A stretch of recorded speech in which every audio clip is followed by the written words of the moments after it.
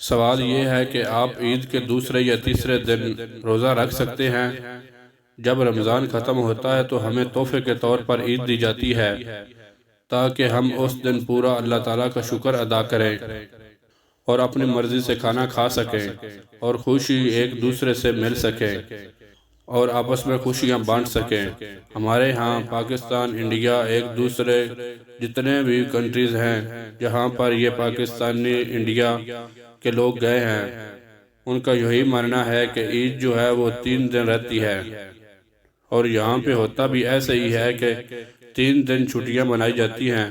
اسلامی نظر میں عید کا صرف ایک ہی دن ہوتا ہے اور اس دن روزہ رکھنا حرام ہے۔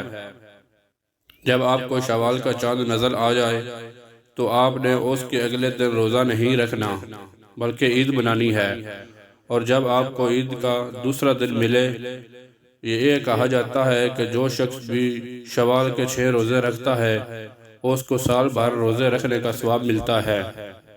آپ چاہیں تو عید کے دوسرے یا تیسرے دن بھی روزہ رکھ سکتے ہیں، پر عید کے دن روزہ رکھنا حرام ہے۔ اللہ تعالی ہم سب کو عمل کی توفیق عطا فرمائے، آمین۔ پیارے دوستو، بہترین احادیث، اسلامک واقعات، اسلامک کہانی کے لیے ہمارا چینل ضرور سبسکرائب کریں اور صدقہ جاریہ سمجھ کر ہماری ویڈیو کو زیادہ سے زیادہ شیئر کریں۔ جزاک اللہ خیر۔